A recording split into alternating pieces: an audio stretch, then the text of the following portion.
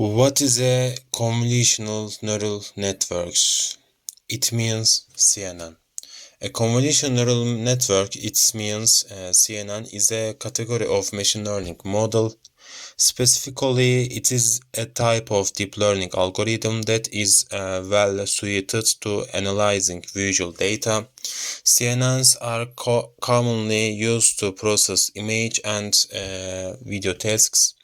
And because CNN are so effective at identify objects, they are frequently used for computer vision tasks such as image recognition and object recognition, with common use cases including self-drivers cars, facial recognition, and medical image analysis.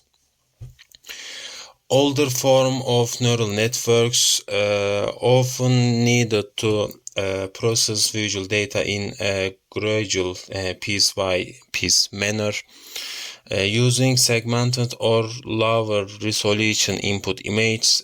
SCNN's comprehensive approach to image recognition enables it to outperform a traditional neural network on a range of image-related tasks and to a lesser extent speech and audio processing.